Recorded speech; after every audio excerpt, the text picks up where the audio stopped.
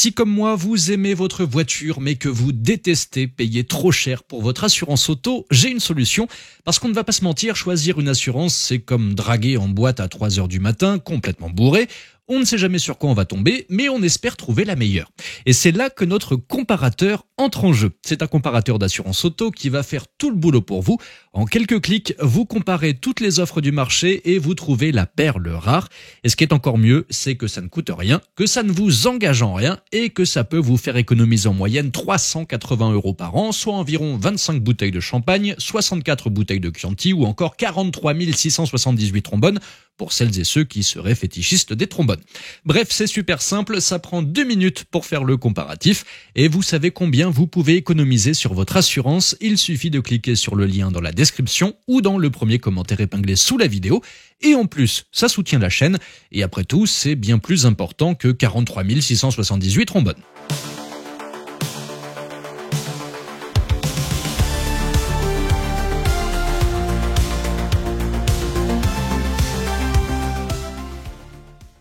Bonjour à tous et bienvenue sur Vintage Drivers pour cette nouvelle vidéo. Aujourd'hui, nous allons parler d'un sujet qui agace tout passionné d'automobile qui, comme moi, se demande pourquoi les voitures d'aujourd'hui sont aussi chiantes.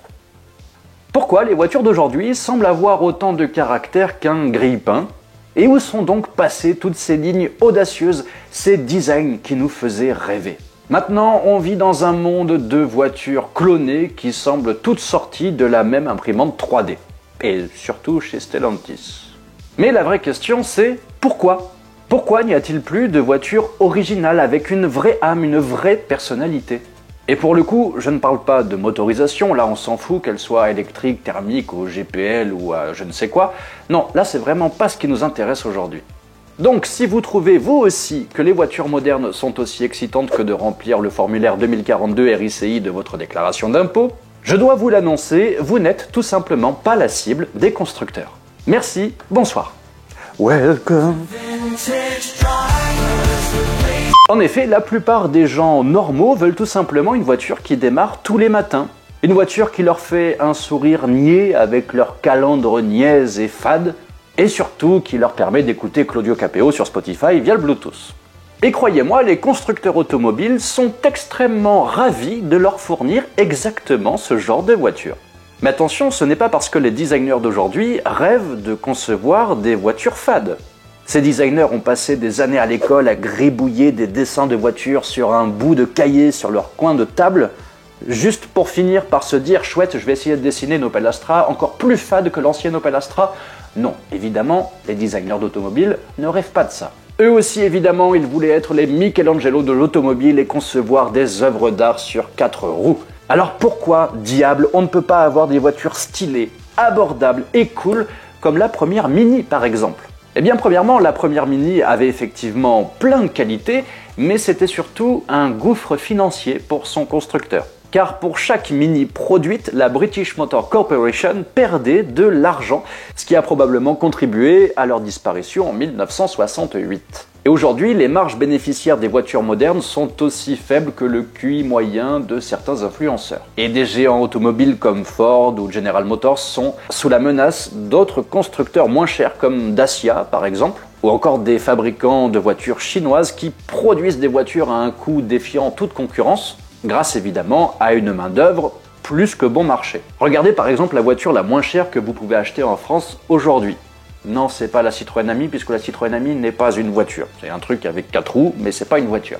Ce qui ressemble le plus à une voiture, ça serait la Dacia Sandero. Elle est proposée à 12 000 €, et pour 12 000 €, vous avez une voiture avec 5 portes, une direction assistée, des airbags un petit peu partout, un ABS, une radio, des aides à la conduite, une fermeture centralisée et des vitres électriques. Et cette vidéo n'est pas sponsorisée par Dacia. Et retournons maintenant dans les années 60-70, si vous aviez un rétroviseur, c'était déjà pas mal. Et n'oublions pas que la Sandero a une bonne réputation au niveau des crash tests.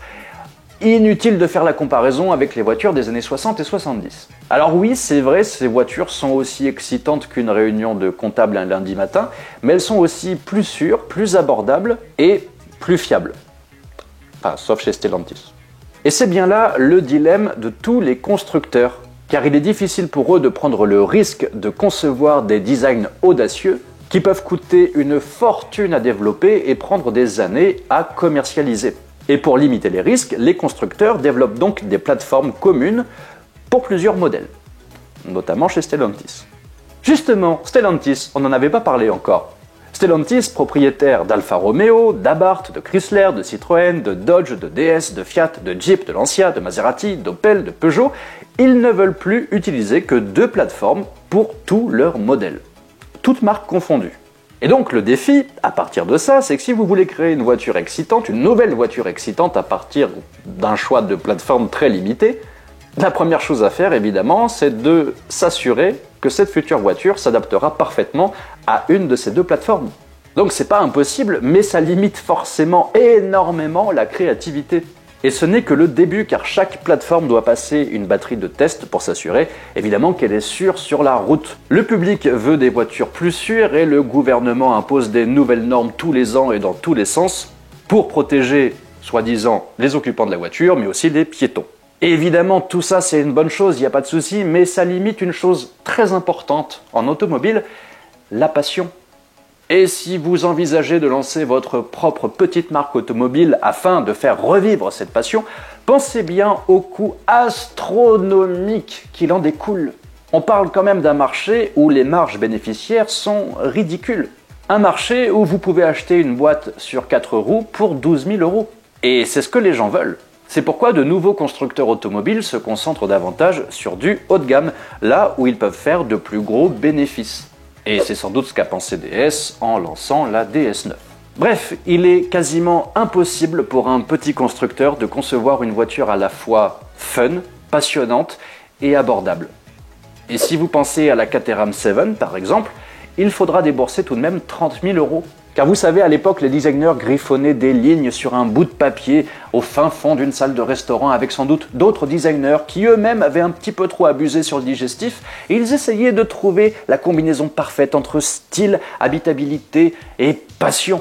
Et c'est ainsi qu'ils ont réussi à créer des voitures qui ont marqué l'histoire et d'autres qu'on préfère oublier. Mais on y reviendra. Et aujourd'hui, il ne faut pas se leurrer, ce sont des ordinateurs qui font quasiment tout le travail.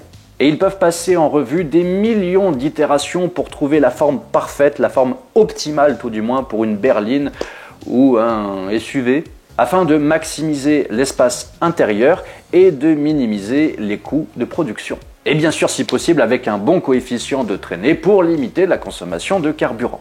Et c'est donc facile de comprendre pourquoi aujourd'hui toutes les voitures semblent se ressembler. Prenez par exemple un élément de design entre guillemets quelconque, une poignée de porte. Eh bien dans les années 60 et 70, il pouvait y avoir tant de styles différents de poignées de porte. Mais si vous vous amusez à regarder des voitures qui sont stationnées dans une rue aujourd'hui, regardez les poignées de porte, c'est toutes les mêmes. Alors toutes les mêmes évidemment oui et non, mais en tout cas aucun style ne se démarque. Pour mettre ça en perspective, vous prenez plusieurs endives, vous en prenez 8 par exemple, vous les alignez bien comme il faut sur une table, vous les regardez toutes, évidemment elles ne se ressemblent pas, mais c'est aussi fade. Et donc aujourd'hui, la plupart des constructeurs automobiles ont sans doute adopté le même style de poignée de porte, parce qu'il est aérodynamique, facile à utiliser, s'adapte à tous les styles de voitures et à toute leur gamme, et surtout, ça coûte pas cher. Et si les constructeurs essayent de trouver un nouveau style de poignée de porte, ou de design extérieur en général, soit il sera plus cher à fabriquer, soit il sera moins aérodynamique, soit offrira moins d'espace à l'intérieur. Et justement, en parlant d'intérieur, je trouve personnellement qu'aujourd'hui, plus que l'extérieur, tous les intérieurs de voitures se ressemblent. Les constructeurs dépensent évidemment beaucoup d'argent pour s'assurer que leurs nouvelles voitures ont tous les équipements, qu'ils sont clairs et qu'ils sont logiquement disposés sur le tableau de bord. Mais, encore une fois, les pressions sur les coûts signifient qu'ils ne peuvent pas utiliser des boutons différents pour chaque modèle de leur gamme, ou pour chaque modèle de toute leur marque, comme chez Stellantis par exemple. C'est pourquoi, par exemple, l'intérieur d'une Mazda MX-5 est quasiment identique à celui d'une Mazda 3. Cela dit, avoir un ensemble de boutons et de commandes en commun a aussi des avantages, car il est plus facile de donner, par exemple à une MX-5, la compatibilité Apple CarPlay, des sièges chauffants, un régulateur de vitesse, lorsque l'on pioche dans d'autres pièces du même groupe. D'ailleurs, on a fait un petit top sur les tableaux de bord les plus originaux sur la chaîne, donc je vous invite à aller découvrir la vidéo, après avoir fini celle-ci évidemment. Le pire, c'est quand on retrouve la même planche de bord sur tous les modèles de la gamme, de la citadine jusqu'à la grosse berline. Ce qui fait donc qu'aucun modèle n'a sa propre personnalité, et c'est encore pire depuis l'arrivée de ces satanés écrans. Regardez par exemple l'intérieur d'une Skoda Fabia, et maintenant regardons celui d'une Ford Puma. Tout est quasiment pareil, disposé exactement au même endroit. Et il est loin le temps où des constructeurs comme Alfa Romeo proposaient des boutons de vitre électrique au plafond, le commodo pour les clignotants dans la boîte à gants et le bouton des warnings derrière le siège passager. J'exagère un peu, mais dans les années 80 chez Alfa, c'était un peu ça. Donc certes, c'était pas pratique, mais qu'est-ce que c'était cool! Ça avait de la personnalité. Alors pour certains, tous ces trucs disposés au mauvais endroit, c'est un gros défaut, mais justement, c'est pour ça qu'on aime l'automobile. Car comme le disait Jeremy Clarkson, si on tisse un lien si fort entre une voiture et un être humain, c'est parce qu'une voiture a des défauts, au même titre qu'un être humain. Donc une voiture sans défaut n'est par définition pas du tout attachante. Alors pour conclure, voici ce qui a tué l'excitation dans les voitures modernes. Les constructeurs veulent évidemment jouer sur la sécurité, ils doivent contenir les coûts pour rester compétitifs, et les consommateurs attendent des voitures fiables, bien équipées et sûres, et c'est tout. Et c'est pour ça qu'on en arrive aujourd'hui à avoir beaucoup de voitures sur la route qui semblent identiques, et nous voilà donc envahis de SUV gris. Mais ce n'est pas de la faute des constructeurs, non, c'est de la faute des consommateurs. Car si nous arrêtions d'acheter ces voitures aussi fades qu'une salade d'endives sans sauce, eh bien les constructeurs n'en proposeraient tout simplement pas, quand on pense qu'il suffirait de pas en vendre pour que ça s'achète pas. Alors pour nous, amateurs de belles voitures, de passion et d'amour, eh bien il faut qu'on aille trouver notre bonheur ailleurs.